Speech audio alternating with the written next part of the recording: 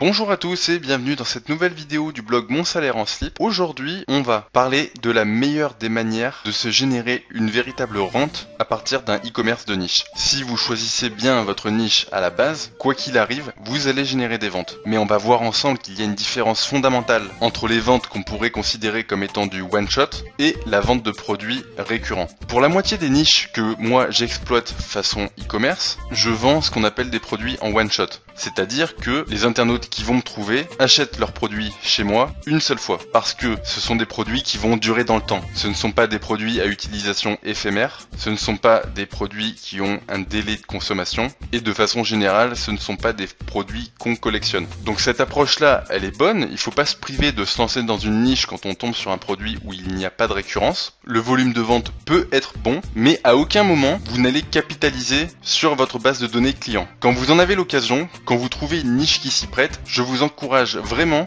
à partir sur de la vente de produits récurrents. Typiquement, quand on pense à produits récurrents, la première chose qui vient à l'esprit, finalement, c'est l'alimentation. Tous les jours, tout le monde a besoin de manger. Et du coup, quelqu'un qui est fidèle à une marque, un jour, une semaine après, va racheter de cette même marque. Si il est satisfait, il n'y a aucune raison que la personne change de marque. Et finalement, vous aurez dégagé de l'énergie pour capter une fois votre client, mais ce dernier va peut-être commander 3, 4, 10 fois, 20 fois chez vous. Et là où c'est vraiment intéressant, c'est qu'il va vous associer à ce produit et ne passera plus par les vecteurs habituels pour rechercher ce produit. Il tapera directement le nom de votre site internet. À terme, vous pourriez même imaginer finalement sortir des leviers habituels pour la visibilité, c'est-à-dire Google, Facebook, AdWords et les sites référents. Votre site survivrait même si vous n'étiez plus présent sur toutes ces plateformes. À mon sens, il vaut mieux partir sur un produit qui peut être récurrent et qui, en amorce, va posséder un volume d'achat plus faible,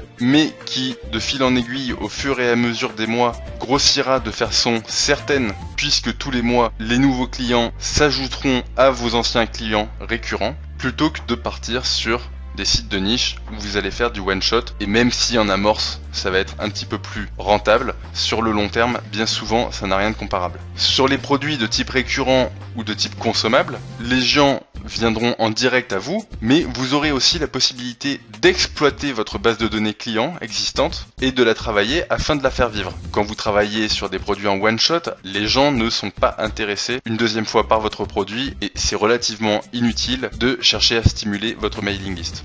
Voilà, donc aujourd'hui c'était pas une vidéo très visuelle, c'était essentiellement pour vous sensibiliser sur le fait qu'une niche sur des produits récurrents a priori un peu moins bonne qu'une niche sur des produits one shot peut sur le moyen long terme être vraiment beaucoup plus rentable et vous allez gagner en indépendance. On n'est jamais à l'abri d'une chute de position sur Google, d'une augmentation des CPC sur AdWords et donc c'est beaucoup plus confortable. Voilà pour cette vidéo du jour, j'espère que ça vous aura plu. Si vous avez aimé cette vidéo, je vous invite à vous abonner à ma chaîne YouTube. Si vous pouviez rajouter un petit pouce bleu, ça me ferait très plaisir. Et je vous dis à très bientôt pour une prochaine vidéo sur le blog monsalairehenslip.fr.